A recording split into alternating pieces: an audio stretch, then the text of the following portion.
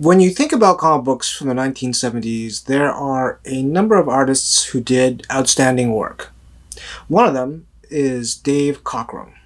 Cockrum started his work at Warren Publishing doing a few short stories for their horror magazines Creepy and Eerie in 1971. At this time, Warren would be a great place for artists to start and develop their talents.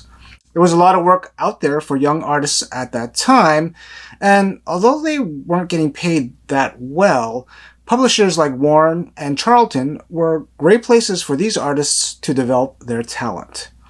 You can really see in his early work at Warren that Cockrum certainly had the makings to be a great comic book artist. Cockrum would soon jump to DC and worked as an assistant to one of the all-time greatest inkers, and that is Murphy Anderson. It was here he would really start to develop his skills working on superhero characters and really start to shine, working on backup stories of the Legion of Superheroes in Superboy. His work on Legion would be a driving factor in the team taking over the title, with the title changing to Superboy and the Legion of Superheroes with issue number 197.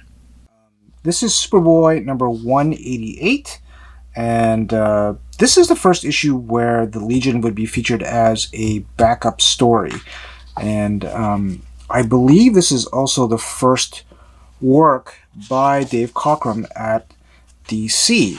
So this was published in 1972, so shortly after his work at Warren Publishing. And it's pencils by Cockrum and inks by Murphy Anderson, and you could really see the effect of Murphy Anderson's inks in this work. So yeah, featuring a lot of the Legion characters, and these are kind of short backup stories, and the popularity of these, I believe, would be so great that the title would soon change from Superboy to then Superboy and the Legion of Superheroes, and then eventually the Legion of Superheroes. But there you go, Superboy number 188. I mentioned that he was assisting under Murphy Anderson, who is one of the all-time great inkers and artists at DC Comic Books. And the next issue I want to show you is Superboy starring the Legion of Superheroes number 202. And I remember actually in one of my previous videos, when I talked about Dave Cockrum, that somebody mentioned this book, and it has a very short story featuring Colossal Boy and Shrinking Violet. What's also notable about this particular comic book is that it is the first work by Mike Grell, who would later have an incredible career in comic books. And here you could really see the difference of inks from Mike Grell versus Murphy Anderson.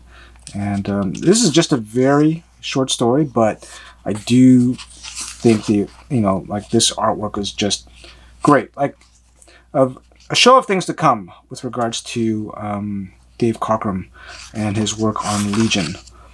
But Superboy number 202 featuring or starring the Legion of Superheroes. There are many fans of his run on Legion, but it would be a reboot of an old title at Marvel that would catapult him to the next level. And that is, of course, X-Men. This was Dave Cockrum at his prime. He carried his momentum from working on Legion to the new X-Men. And I tell you, there's a quality to these X-Men covers that are just breathtaking. His work during this run would contribute to the vast success X-Men would have going forward. Along with Chris Claremont, these early issues of the new X-Men were explosive and highly entertaining. Many, including myself, would say this was part of the greatest run in superhero comic books ever. In some ways, it's kind of interesting he was a victim of his own success, as X-Men became such a great seller that Marvel wanted the title to go monthly, a schedule that Dave Cockrum would not be able to maintain. He would pass the torch to penciler John Byrne with issue number 108, but would still do covers on and off during John Byrne's run. This is just Marvel Team Up Annual #1. He did the cover for this. Notable because it's a fairly early X-Men appearance. He didn't do the interior work. It was actually done by Sal Buscema. But this leads into Marvel Team Up number 53, which I love the cover. I love the cover with the Hulk and Spider-Man and Wood God. Now, if you look up the credits on this, you'll also know that Romita probably did some of the Spider-Man stuff. John Romita Sr., that is. But this I also wanted to show just because of one particular page. Now,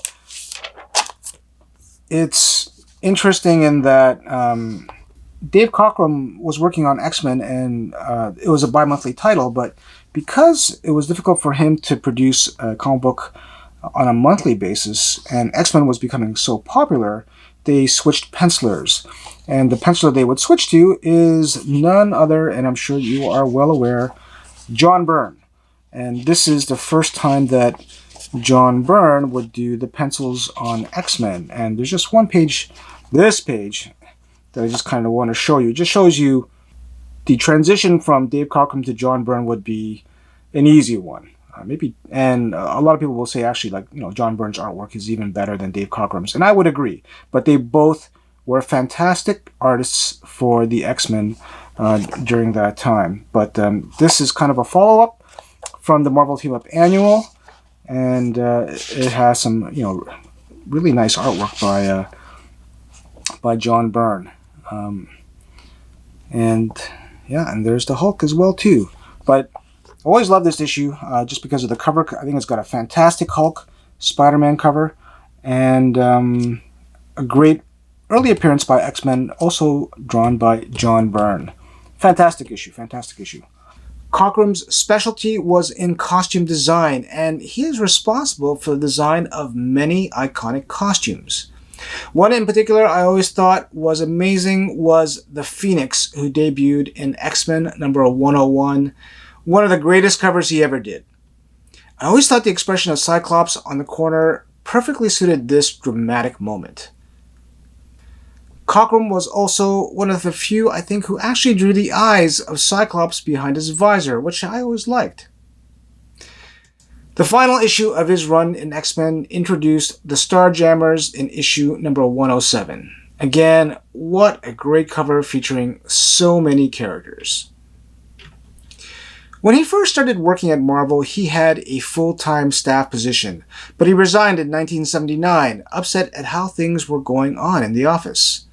An interesting trivia bit is that his resignation letter was printed in an issue of Iron Man number 127, disguised as a resignation letter by Jarvis from the Avengers. Even though he resigned, he would continue to work for Marvel as a freelancer. He would also do a number of other great covers for Marvel at this time, and while he would come back to the X-Men in the 1980s, his work didn't seem to quite capture the same level of intensity as he did with his earlier X-Men work. His earlier pencils had more weight, and I think the demands of a monthly deadline also affected his work. Cockrum was one of Marvel's finest cover artists for the 1970s, and he did a lot. No doubt one of the most popular artists for Marvel and DC during his time. I quickly wanted to show this. So this is Iron Man 127. Dave Cockrum actually didn't do any artwork in this, but this issue is kind of like it has a bit of an Easter egg, and that is Dave Cockrum's resignation letter. But and it was not authorized by him. But what they did was the writer, David Michelini, kind of snuck it in. And the way he did it, or I believe it was a writer, it could have been, I can't imagine it was John Romita Jr. I don't know if Bob Layton was part of this as well, but this is the letter. And this is actually the resignation letter by Jarvis to Tony Stark, but it's just kind of substituted, like, where, the word Avengers, it's something else. I'll try to get a high-res version of this and kind of show it so you can take a look and read it for yourself. You can kind of pause the video, but an interesting tidbit to Dave Cockrum's kind of legacy at Marvel. Now, he would resign in 79, but he would still do a lot of freelance work for Marvel well into the 80s. But yeah, Iron Man 127, and this is also kind of notable because this is the story arc where Tony Stark is the alcohol issues, where he is battling his own personal demons, and of course 128 is the famous kind of like conclusion to that run. A friend of the channel, Jimmy, recently sent me this wonderful framed wood-burning recreation of Silver Surfer number 4, one of my favorite covers of all time. Along with collecting comic books, he also does some fine woodworking. You can check out his Instagram, and I'll leave a link here and in my video description. I really appreciate the gesture, and now it's hanging nicely on my wall in my office. I've had other people in the past offer to send me some comic books, and I really appreciate the generous offer.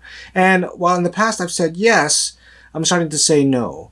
And one of the reasons why is, like, you can just see from the number of comic books that I have, probably one of the last things I need are more comic books. What I would like to see is people give comic books to other people who may be interested in comic books and reading them, and who knows, they may become a comic book collector themselves. I mean, that's how I got started. What does make me happy, though, is when I see in the comments that if a viewer who has watched one of my videos becomes interested in one of the comic books that I talked about and is now looking to maybe obtain a copy of it or a trade paperback. And that I think really makes me happy. Thanks for watching. I hope you enjoyed this spotlight on Dave Cockrum. If you are interested in another artist spotlight, you can check out another one of my videos over here. Until next time, read and enjoy your comic books.